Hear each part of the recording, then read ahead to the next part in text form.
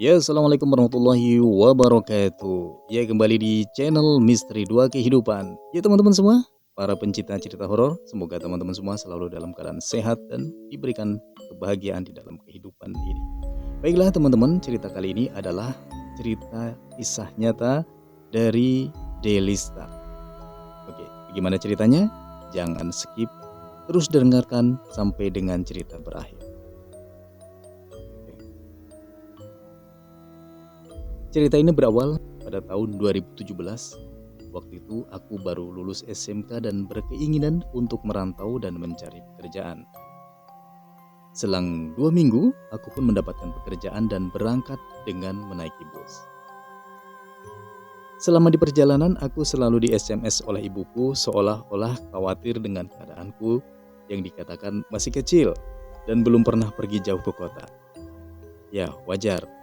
Hati seorang ibu pasti akan selalu khawatir kepada anak-anaknya. Setelah sampai tujuan dengan perasaan yang tidak enak, aku melangkah masuk. Baru saja melewati gerbang, aku sudah disambut oleh kakek-kakek tua di bawah pohon jambu yang sangat besar. Pada saat itu perasaanku semakin tidak menentu. Jantungku berdetak kencang dan terasa nyeri. Setelah masuk, aku bertemu dengan tuan rumah dan membicarakan pekerjaan yang harus aku lakukan. Tak lama aku diantar ke kamar pembantu yang berada di lantai 2. Di lantai 2 tersebut hanya terdapat kamarku, dan di depan kamarku itu ada ruangan kosong yang dikunci dengan gembok dan tempat untuk jemur baju. Malam pun tiba. Awalnya aku tak merasakan hal-hal yang aneh. Namun, seketika suasana terasa berubah menjadi sangat mencekam. Ketika aku sedang menyetrika, aku mendengar suara seperti barang jatuh, gedebak, gedebuk. Tak hanya itu saja, aku juga merasakan aura yang sangat panas ingin mendekatiku.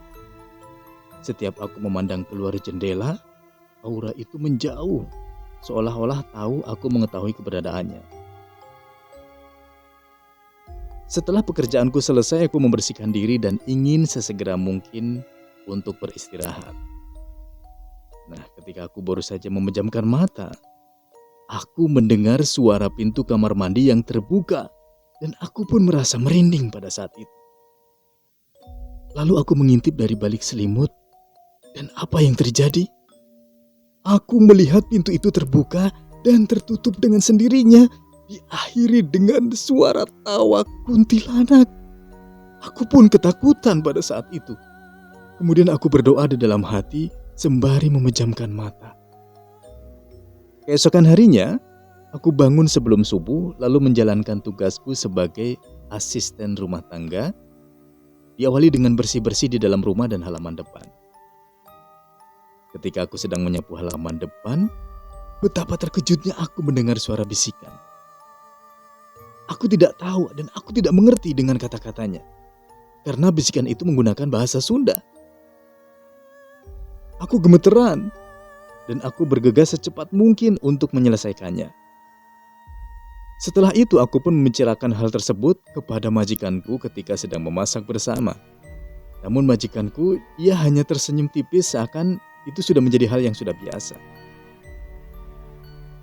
Hari demi hari aku lalui, seiring berjalannya waktu, aku pun mulai terbiasa dengan suasana di rumah itu. Ketika majikanku hendak pergi berlibur, aku diperintah untuk membersihkan kamarnya sebelum ia berangkat. Biasanya sih tidak diperbolehkan masuk kamarnya, namun kali ini majikanku sendiri yang memintaku untuk masuk dan membersihkan kamarnya. Nah, ketika aku sedang membersihkan kamar mandinya, aku sangat terkejut ketika melihat sosok anak laki-laki yang menangis kesakitan di balik dinding kaca. Dan aku pun lari tergesa-gesa keluar dari kamar tersebut. Setelah pekerjaanku selesai, aku pun beristirahat. Aku tertidur hingga sore hari. Ketika aku terbangun, aku menyadari bahwa di hari itu aku haid. Malam itu adalah malam Jumat Kliwon. Aku baru saja menyelesaikan menyetrika pakaian majikanku pada pukul 11 malam. Aku merasa gerah dan ingin mengganti pembalut. Biasanya aku bungkus kantong plastik sampai aku selesai haid baru dibuang. Selesai membersihkan diri, aku beranjak ke kasur dan tertidur. Tak lama, aku bermimpi seperti ditimpa beban yang sangat berat. Aku mencoba untuk bangun dan membuka mata. Pandanganku sedikit kabur. Aku tak sengaja melihat sosok kuntilanak sedang menjilati sesuatu. Tanpa kusadari aku langsung pingsan hingga pagi hari. Ketika majikanku telah kembali ke rumah, aku pun menceritakan hal tersebut kepadanya atas apa yang aku alami selama di rumah tersebut. Setelah menceritakan hal tersebut, aku pun naik ke lantai atas untuk mencuci. Pada saat itu, aku tak sengaja mendengar percakapan kedua majikanku. Kira-kira begini, "Ayolah, dibuat sekarang saja." Dan aku tak tahu apa yang mereka rencanakan. Esok paginya, ketika aku sedang memasak, ada seorang kurir datang dan mengantar paket. Waktu itu aku diminta untuk difoto dan menulis nama panjangku serta tanggal lahirku. Aku yang sebelumnya tidak pernah memesan dan menerima paket, ya hanya mengikuti saja. Mungkin itu kebijakan dari jasa kirim paketnya. Kemudian malam pun tiba. Dan seperti biasa, setelah maghrib, aku setrika baju. Waktu itu pukul 9 malam, aku sudah selesai. Aku yang merasa lelah pun memutuskan untuk langsung tidur. Ketika aku sedang tidur, aku merasa adanya tiupan angin yang bikin aku merinding. Tak selang lama, aku merasa kedinginan dan badanku menggigil. Aku terbangun dan merasa lemas. Aku pun kembali mencoba untuk memejamkan mataku. Dan ketika aku mencoba untuk tidur kembali, aku merasakan adanya aura panas yang sedang menghampiriku hingga aku terbangun kembali. Aku tak sengaja melihat sosok putih di balik jendela kamarku. Dan pada saat itu aku ketakutan.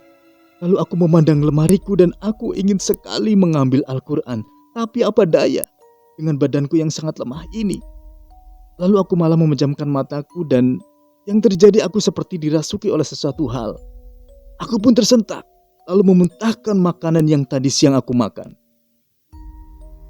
Aku yang setengah sadar berjalan keluar dari kamar. Dan aku terkejut ada sosok yang menyerupai majikan laki-laki yang melambai-lambaikan tangan seolah mengajakku untuk mengikutinya. Aku pun berjalan menuruni tangga dan mengikuti sosok tersebut. Aku yang sedikit sadar meyakinkan diriku untuk membaca ayat kursi dan doa-doa yang aku bisa. Kemudian aku jatuh tersungkur. Aku merasakan dalam nadiku seperti ada yang berjalan. Aku menggigil. Aku mencoba untuk keluar dari rumah itu. Ternyata pintu itu terkunci dari luar. Aku pun mencoba untuk memasuki kamar anak majikanku yang kosong dengan tenaga yang aku punya. Aku buka jendela secara perlahan-lahan dan aku pun keluar. Aku berjalan sempoyongan sampai depan masjid. Alhamdulillah, masih ada Pak Ustadz yang sedang mengaji. Aku pun merasa lega dan jatuh tersungkur hingga pingsan di sana. Ketika aku sadar, aku sudah berada di dalam masjid. Aku melihat ada seseorang yang sedang membacakanku ayat-ayat Al-Quran. Ketika ia melihatku tersadar, ia berhenti lalu berucap, "Alhamdulillah." Aku pun melihat tubuhku yang penuh luka lebam serta kulit tangan dan wajahku yang terlihat keriput, rambutku yang kering seperti kena setrum. Lalu aku menangis sesegukan sembari bercerita kepada Pak Ustadz. Singkat cerita, Pak Ustadz dan warga membawaku kembali ke rumah itu dan memeriksa kamarku. Ternyata, menurut warga sekitar yang peka dengan hal-hal yang gaib, di kamarku itu memang terdapat sosok kuntilanak yang sering mengganggu. Ketika Pak Ustadz berusaha membersihkan kamarku dari gangguan-gangguan kuntilanak itu, terdengar suara tawa kuntilanak itu lagi. Tak lama kemudian, kami pun turun dan menelpon majikanku untuk pulang. Ketika majikanku pulang, aku seperti dirasuki, lalu menatap majikanku dengan tajam, sembari menunjuk-nunjuk. Aku yang setengah sadar mendengar suara-suara bisikan agar aku mengucap istighfar. Sampai aku tersadar sepenuhnya. Melihatku yang sudah lebih baik, Pak Ustadz meminta izin untuk pulang. Lalu aku diantar oleh majikanku untuk sementara tidur di kamar anaknya. Di pagi harinya, aku dibangunkan oleh majikan laki-laki sembari membawakan gelas teh dan perlahan memijat punggungku 1 kali ke arah bawah, dan aku pun disuruh tidur kembali. Ketika aku terbangun, aku menceritakan hal itu kepada ibuku via SMS. Dan aku diminta untuk pulang saja. Keesokan harinya, aku berpamitan untuk pulang dengan alasan ibuku meminta aku segera pulang. Akhirnya, aku dipulangkan dengan menaiki mobil travel. Dan setelah sampai di rumah, aku dibawa oleh ibuku ke rumah Pak Kiai untuk diruqyah dan menutup mata batinku. Lalu Pak Kiai menceritakan bahwa kuntilanak itu menginginkanku. Selang beberapa hari aku menghubungi temanku yang memberiku pekerjaan tersebut. Kami pun bertemu. Temanku menceritakan semua tentang majikanku. Memang dari awal mereka mencari pembantu yang masih muda dan perawan. Dan kurir paket tersebut ternyata karyawan majikanku.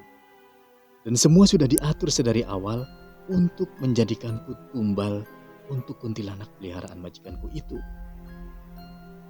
Alhamdulillah, berkat kuasa Tuhan, aku masih diberi kesehatan dan umur panjang hingga sekarang. Dan cerita pun selesai. Ya teman-teman semua, demikian tadi cerita tentang kuntilanak yang mendiami sebuah kamar yang ternyata kuntilanak tersebut adalah peliharaan dari seorang majikan, yaitu majikan Delista. Baiklah, ikuti terus channel MDK Misteri 2 Kehidupan. Assalamualaikum warahmatullahi wabarakatuh.